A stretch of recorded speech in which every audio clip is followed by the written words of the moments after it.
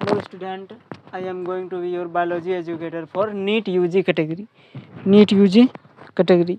आज हम बात करेंगे इस क्लास में 11th क्लास की बायो की cell chapter cell the unit of life, इसका पार्ट 6।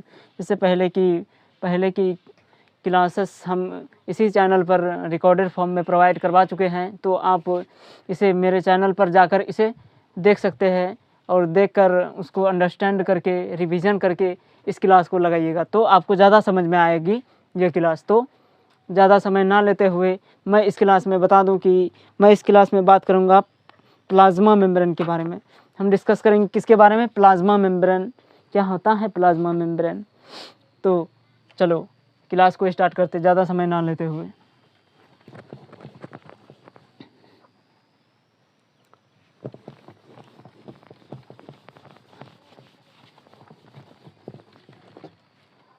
चलो, plasma membrane. What is plasma membrane? Plasma membrane की बात करें तो इसके स्ट्रक्चर को एक्सप्लेन करने के लिए बहुत सारे मॉडल आए, जैसे कि सैंडविच मॉडल, लेमिनार मॉडल, बहुत सारे मॉडल, अदरवाइज बहुत मॉडल आए। लेकिन आपके मॉड्यूल में भी बहुत सारे मॉडल होंगे, लेकिन मॉडल आपको याद एक ही रखना जो कि आपके एनसीईआरटी में दिया है। किसमें दिया है? जो कि आपके एनसीईआरटी में दिया है। जो सब मॉडल, कौन सा मॉडल दिया है जो कि मोस्ट इम्पोर्टेंट मॉडल है? कौन सा मॉडल है? सिंगर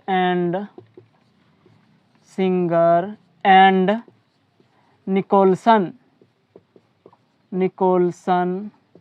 के द्वारा दिया गया कौन सा मॉडल? Fluid mosaic model. कौन सा model? Fluid mosaic model.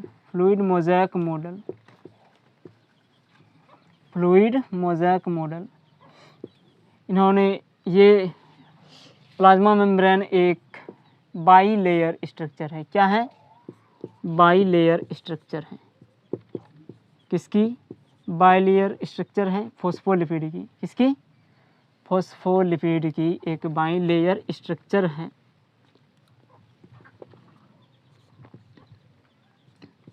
By layer structure किसकी? फॉस्फोलिपिड की। फॉस्फोलिपिड की, समझ गए? फॉस्फोलिपिड की इस तरीके से स्ट्रक्चर होता है। ये हुआ फॉस्फोलिपिड। ये अंदर एक लेयर, अंदर से फॉस्फोलिपिड। समझ गए? ये एक तरीके का बाई लेयर स्ट्रक्चर है फॉस्फोलिपिड का। समझ गए? और ये इसके अंदर प्रोटीन धसा हुआ पाया जाता है। क्या पाया जाता है? कुछ प्रोटीन धसा हुआ पाया जाता है। तो there are certain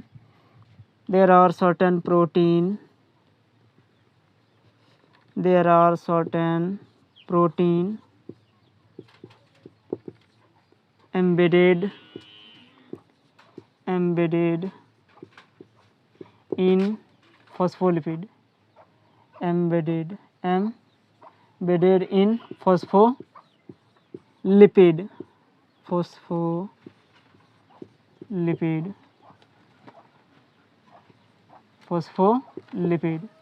समझ गए?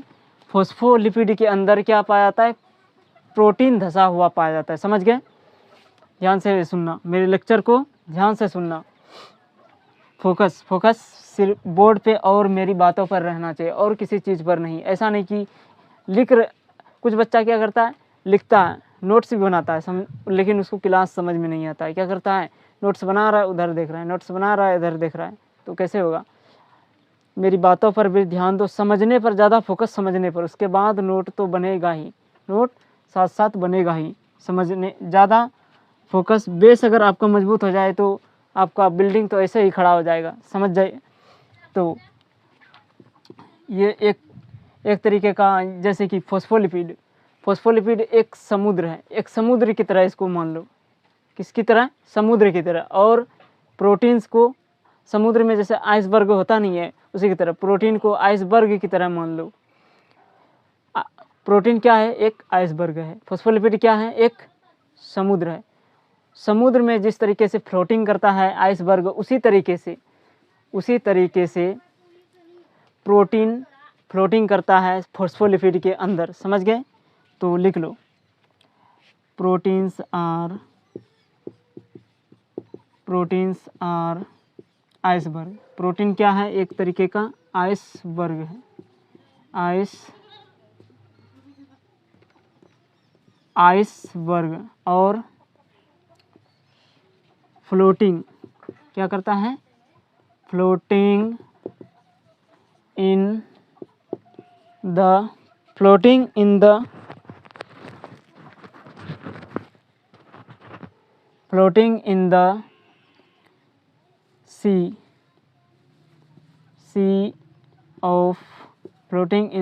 sea of phospholipid।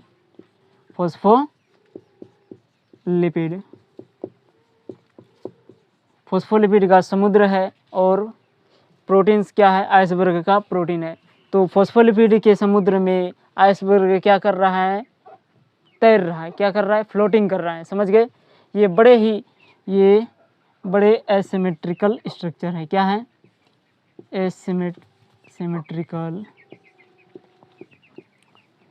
Symmetrical structure है। अब एसिमेट्रिकल कैसे? जैसे समझा दे आपको, ये जो फॉस्फोलिपिड का पहला लेयर बाहर की लेयर है, ये अंदर की लेयर है। ये फॉस्फोलिपिड की बाहर की लेयर और ये अंदर की लेयर कभी भी आपस में मैच नहीं होता है। एक दूसरे से मैच नहीं करता है। अब क्यों नहीं करता है आपको यहाँ समझा दे। ये एक तरीके का क्या है? प्लाज्मा मेम्ब्रेन है। ये फॉस्फोलिपिड का एक लेयर है, ये फॉस्फोलिपिड का दूसरा लेयर है। समझ गए? जबकि इसका ये लेयर सेल के अंदर है, तो इसका एनवायरनमेंट अलग होगा। ये फॉस्फोलिपिड का लेयर सेल के बाहर है, तो इसका ऑब्वियस सी बात है कि इसका एनवायरनमेंट अलग होगा। ये अपना काम अपने एनवायरनमेंट के हिसाब से करेगा, जबकि ये अपना काम अपने एनवायरनमेंट के हिसाब से करेगा। समझ गए? तो ये एक तरीके का क्या है? एसिमेट्रिकल स्ट्रक्चर है। अब इसकी फ़ोटो खींच लो और इसको मिटा देते हैं। चलो, अब प्रोटीन कौन सा पाया जाता है प्लाज्मा मेम्ब्रेन में, वो देखते हैं।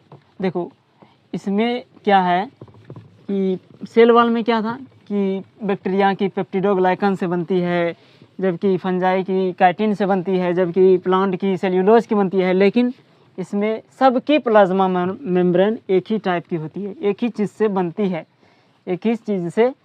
है, फॉस्फोलिपिड के लेयर से और प्रोटीन से। समझ गए? इसमें सबकी प्लाज्मा मेम्ब्रेन, सब ऑर्गेनिज्म की प्लाज्मा मेम्ब्रेन एक ही चीज़ से बनती है। चलो, अब कुछ प्रोटीन कौन सा पाया जाता है अब देखते हैं। प्रोटीन की बात करें तो on the basis of function of protein, on the basis of function, on the basis of ease of extraction,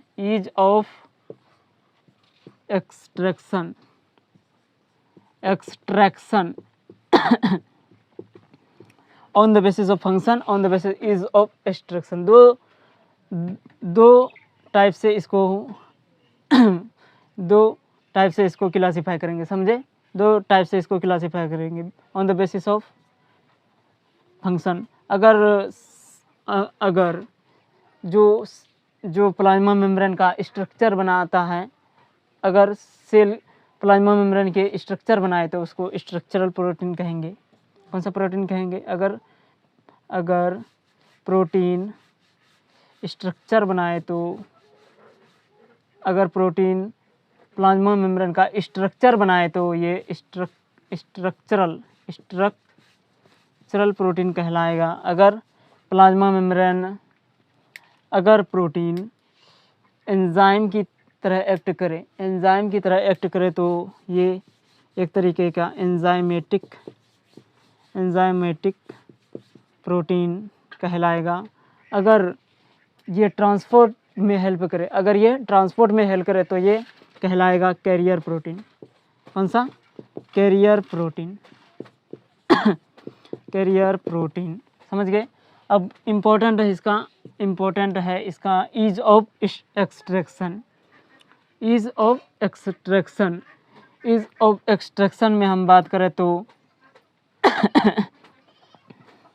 सबसे पहले पाया जाता है इंट्रिंसिक। कैसा प्रोटीन होता है? इंट्रिंसिक। इंट्रिंसिक। एक होता है आपका एक्सट्रिंसिक। एक्सट्रिंसिक, एक्सट्रिंसिक ये है इंट्रिंसिक, इसको बोलते हैं the intrinsic protein called as, also called as integral. Integral extrinsic protein also called as peripheral.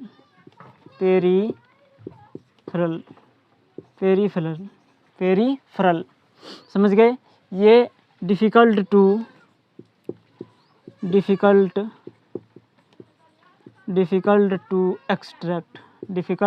Extract है। एक्सट्रैक्ट ये क्या है?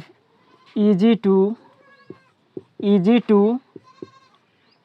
एक्सट्रैक्ट है। एक्सट्रैक्ट है, समझ गए। ये क्या है? इंट्रिंसिक प्रोटीन, जो कि इसको इंटीग्रल भी बोलते हैं। एक्सट्रिंसिक प्रोटीन जो कि पेरिफेरल इसको बोलते हैं। ये डिफ़िकल्ट है एक्सट्रैक्ट, ये डिफ़िकल्ट टू एक्सट्रैक्ट है, ये इजी टू एक्सट्रैक्ट है, ये इजी टू एक्सट्रैक्ट है, समझ गए। अब इसका स्ट्रक्चर हम देख लेते हैं। इसका स्ट्रक्चर, चलो इसको नोट कर लो, हम मिटाएंगे।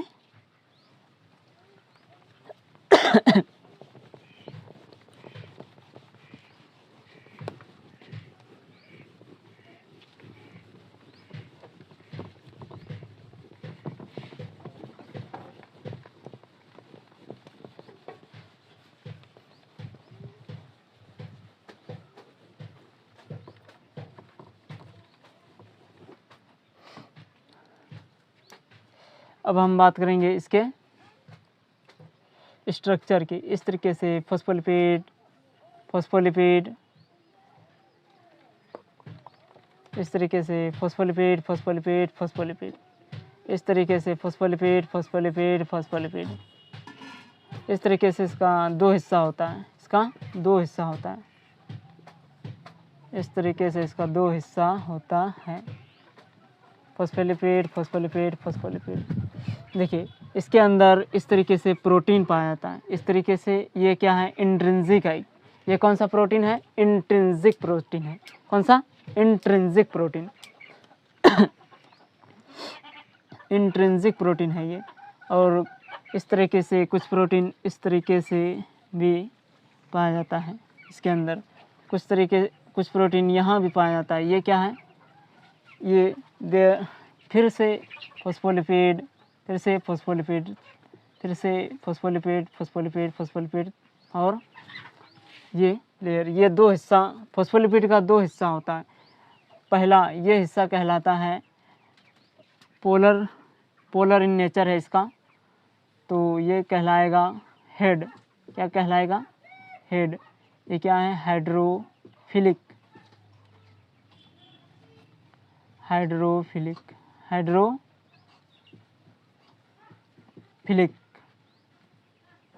जबकि ये क्या है? ये इस हिस्सा को हम कहते हैं टेल। क्या कहते हैं? टेल। ये क्या है? हाइड्रोफोबिक।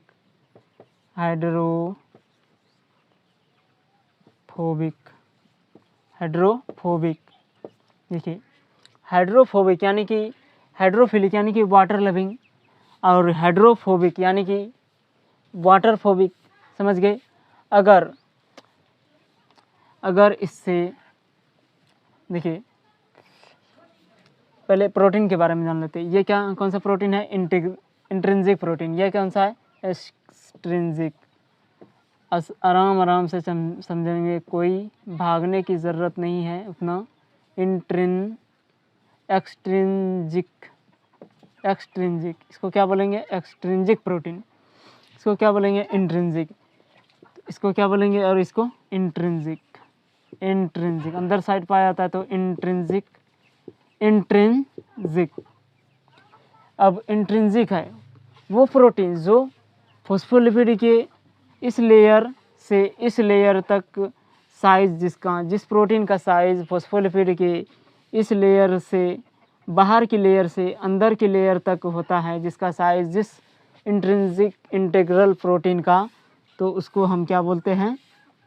Transmembrane protein. क्या बोलते हैं? ट्रांसमेम्ब्रेन प्रोटीन बोलते हैं। समझ में आया? ध्यान से सुनो।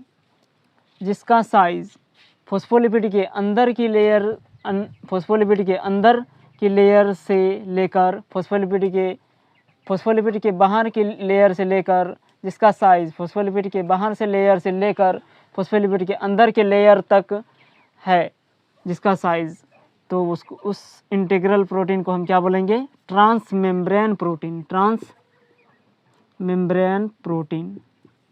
अब बता दूं कि अगर ये हाइड्रोफिलिक है, वाटर लविंग, अगर कोई वाटर मोलिक्यूल, अगर पोलर मोलिक्यूल इससे पार होना होगा, इस सेल के अंदर जाना होगा, तो ये हाइड्रोफिलिक वाटर लविंग ये तो पार हो जाएगा। लेकिन क्या है? ये क्या है? हाइड्रोफोबिक है ये, और ये क्या है? हाइड्रोफोबिक है, तो ये पार होने नहीं देगा। तो कैसे पार होगा? तो मैं बता दूं कि ये पार होगा इस ट्रांसमेम्ब्रेन प्रोटीन के द्वारा। किसके द्वारा पार करेगा? ये ट्रांसमेम्ब्रेन प्रोटीन के द्वारा। समझ गए? तो अब इसमें प्रोटीन जो है, अब लिपिड कौन सा पाया जाता है? लिपिड की बात कर लेते हैं थोड़ा। लिपिड की बात करें तो इसमें पाया जाता है फॉस्फोलिपिड,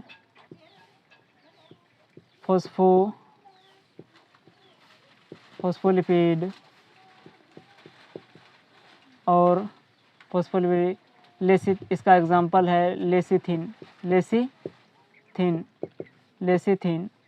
और इसमें कोलेस्ट्रॉल पाया जाता है, कोलेस्ट्रॉल भी पाया जाता है इसमें पाया जाता है। और ग्लाइकोप्रोटीन, ग्लाइकोलिपिड, इसमें कुछ कार्बोहाइड्रेट भी पाया जाता है, इसमें कुछ एंजाइम्स भी पाया जाता है, इसमें कुछ वाटर भी पाया जाता है लिपिड के अंदर। समझ गए? अब बात करते हैं इसके मात्रा की, इसकी प्रोटीन और फॉस्फोलिपिड के, कि कितना पाया जाता है। ये तो कॉमन नहीं है, ये कॉमन नहीं है कि सब की मात्रा प्रोटीन, सब सेल में प्रोटीन, सब के सेल के प्लाज्मा मेम्ब्रेन में प्रोटीन की मात्रा एक ही हो, ये ज़रूरी नहीं है। सबके लिए अलग अलग होती है, सब सेल के लिए वेरी करती है, अलग अलग सेल के लिए वेरी करती है। समझ गए? जैसे आपके एनसीईआरटी में दिया हुआ, किसका? आपके एनसीईआरटी में दिया हुआ है उसका आरबीसी का। किसका दिया है? आरबीसी का दिया है। आरबीसी का दिया है कितना? 52% दिया है। 52% प्रोटीन पाया जाता है, जबकि 40% ही लिपिड होता है, लिपिड इसके अंदर पाया जाता है। तो ये क्या है? ये आरबीसी का डेटा दिया है। किसका? आरबीसी का डेटा। इसको सब सेल के लिए कॉमन नहीं मानिएगा, सब सेल के लिए अलग सेल के वेरी करती है। क्या करती है? वेरी, अलग होती है इसकी मात्रा, प्रोटीन और लिपिड की मात्रा। समझ गए? अब हम बात करते हैं फ्लूइड की। किसकी? कि इसको फ्लूइड मॉडल क्यों कहा? Fluid model. चलो इसको नोट कर लो, सब चीज़, कुछ बचा तो नहीं है, देख लीजिए, कुछ बचा नहीं है। अब हम बात करते हैं इसको फ्लूइड मॉडल क्यों कहा। मोज़ेक मॉडल तो कहा तो इसलिए क्योंकि इसमें प्रोटीन और फॉस्फोलिपिड क्या है, मिक्सिंग है, इसलिए इसको क्या कहा, मोज़ेक मॉडल। लेकिन फ्लूइड मॉडल इसको क्यों कहा, उसके बारे में जानना ज़रूरी है। क्या है, ज़रूरी है जानना। तो fluid model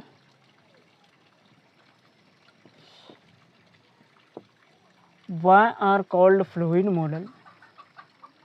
fluid model, fluid इसको इसलिए कहा कि इसके अंदर कुछ लिपिड पाई जाती है।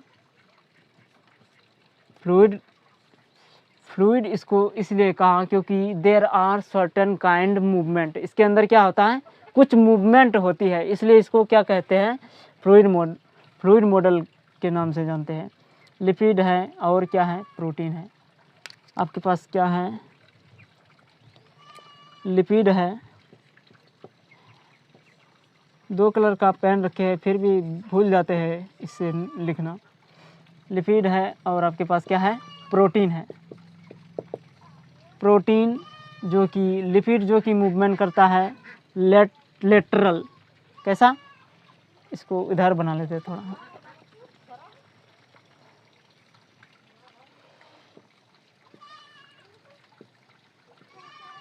लिपिड क्या है आपका, लिपिड और प्रोटीन है, प्रोटीन है।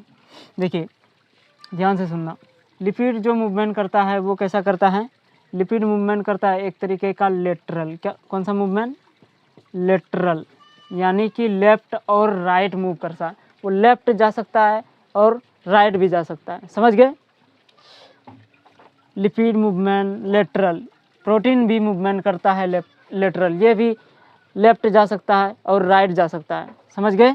तो लेटरल की बात हो गई। अब बात करते हैं रोटेशनल। रोटेशनल रोटेट करता है, रोटेशनल ये भी रोटेशनल मूव कर सकता है, ये भी रोटेशनल मूव कर सकता है, समझ गए।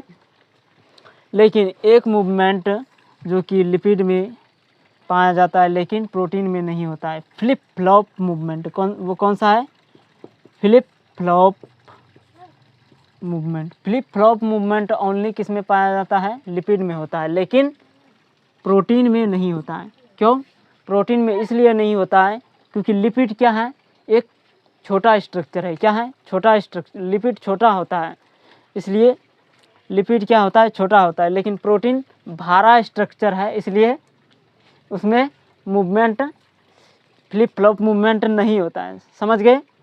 तो इसको नोट कर लो। अब हम देखेंगे इसका कि ये जो मूवमेंट है, इसी मूवमेंट को, इसी नेचर को क्या कहते हैं, सेमी फ्लूइड नेचर। क्या कहते हैं, semi fluid nature, semi fluid. इस सेमी फ्लूइड को हम बोलते हैं क्वासी फ्लूइड नेचर।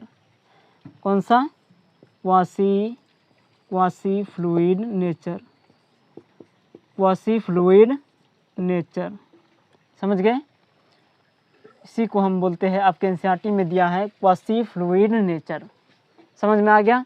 अब हम बात करेंगे इसके फंक्शंस की, किसकी, फंक्शंस ऑफ प्लाज्मा मेम्ब्रेन की। फंक्शन क्या है, चलो फंक्शंस की बात करें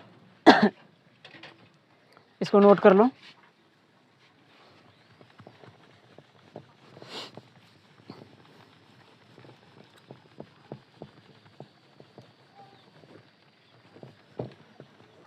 फंक्शंस की बात करें तो फंक्शन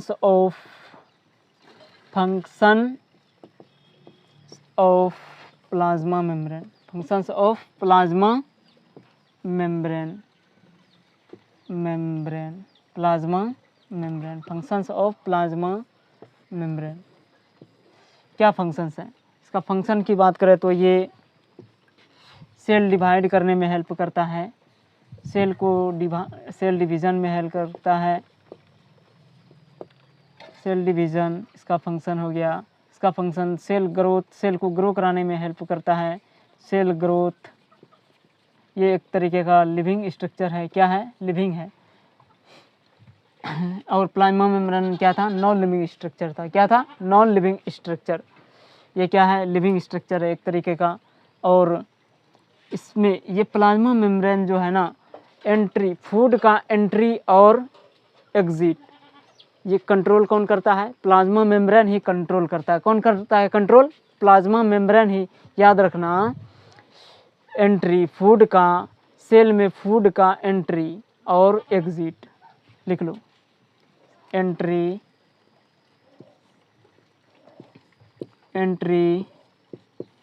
सेल में फूड का एंट्री और एग्जिट, ये कौन कंट्रोल करता है, there are also controlled plasma membrane. कौन कंट्रोल करता है, प्लाज्मा मेम्ब्रेन। समझ गए। अगर ये एंट्री करता है इस तरीके से, जैसे कि एंट्री करता है तो इसको बोलते हैं एंडोसाइटोसिस। एंडो दूसरे कलर से लिख लेते हैं, इसको क्या बोलते हैं,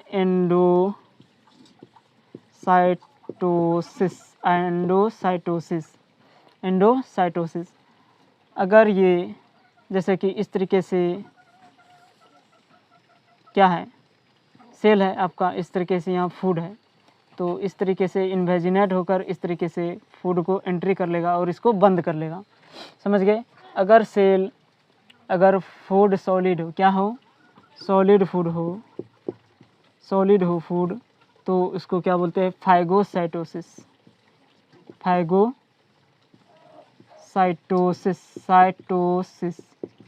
ये क्या कर रहा है, सेल को, ये सेल खा रहा है, क्या कर रहा है, सेल खा रहा है, सेल ईटिंग। अगर सेल क्या हो, अगर फूड क्या हो, लिक्विड फॉर्म में हो, क्या हो, लिक्विड फॉर्म में हो, तो उसको क्या बोलते हैं, पिनोसाइटोसिस। क्या बोलते हैं, साइटोसिस, यानी कि सेल क्या कर रहा है, पी रहा है, सेल ईटिंग और सेल ड्रिंकिंग, एक तरीके के सेल ड्रिंकिंग। समझ गए, सेल ड्रिंकिंग, ये क्या है, ड्रिंकिंग है, सेल ड्रिंकिंग। अगर एग्जिट हो रहा है तो उसको क्या बोलते हैं, एक्सोसाइटोसिस। उसको क्या बोलेंगे हम, एक्सोसाइटोसिस। अगर एक्सोसाइटोसिस, तो इसको, ये क्या कर रहा है, सेल क्या कर रहा है, बाहर निकाल रहा है, सेल क्या कर रहा है, ये बाहर निकालता है, सेल वोमिटिंग बोल सकते हैं इसको, सेल वोमिटिंग। सेल को क्या कर रहा है, सेल क्या कर रहा है, वोमिटिंग, यानी कि सेल उल्टी कर रहा है, उल्टी करना। समझ गए। अब इसमें जो इंटरसेल्यूलर जंक्शन जो है, यो यही बनाता है, इंटरसेल्यूलर जंक्शन ये प्लाज्मा मेम्ब्रेन ही बनाता है। इसको फोटो खींच लो। अब इसको मिटा देते हैं हम।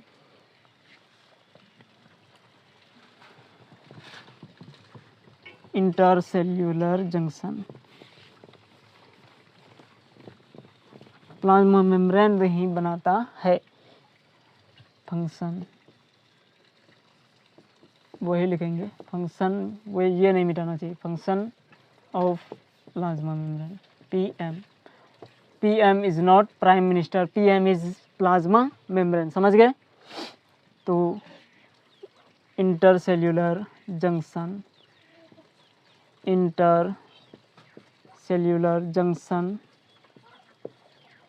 जंक्शन जो है वो सेल में प्लाज्मा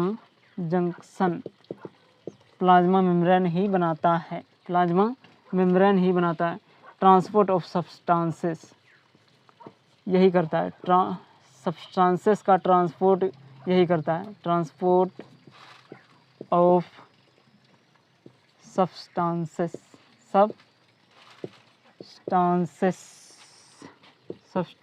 ट्रांसपोर्ट ऑफ सब्सटेंसेस भी यही करता है। अगर ट्रांसपोर्ट कुछ सब्सटेंसेस का ट्रांसपोर्ट बिना एनर्जी के करता है, यानी कि पैसिव प्रोसेस के द्वारा करता है। कुछ सब्सटेंसेस का ट्रांसपोर्ट एक्टिव, यानी कि एनर्जी रिक्वायर होता है इसमें, एक्टिव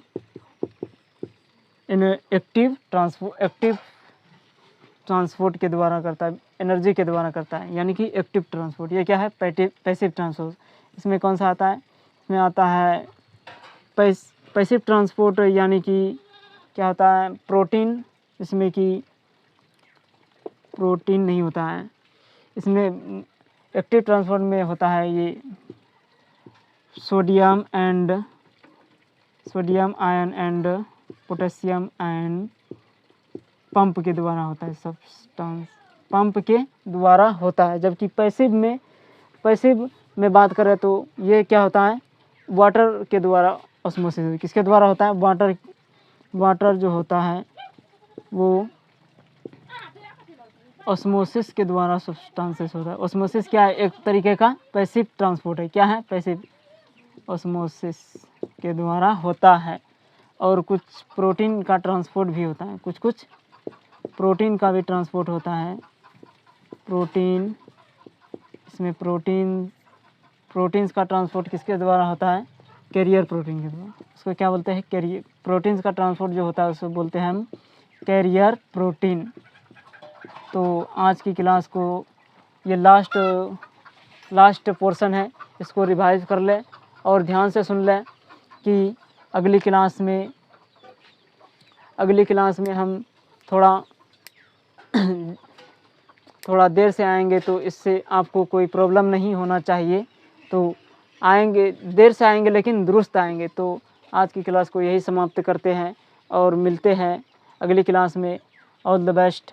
आपने प्लाज्मा मेम्ब्रेन के बारे में जान लिया कि क्या होता है, किस चीज़ का बना होता है और इसका फंक्शन क्या है, ये जान लिया। और सारा पोर्शन क्या है आपका क्लियर है। तो इस सोडियम एंड पोटेशियम पंप को हम पढ़ेंगे अगले चैप्टर में। आगे आने वाले चैप्टर में डिटेल में पढ़ेंगे। तो इसको ये अभी उतना समझ में नहीं आएगा, तो बाद में समझाएंगे इसको। तो चलो आज की क्लास को यहीं पर समाप्त करते। तो thank you. So all the best.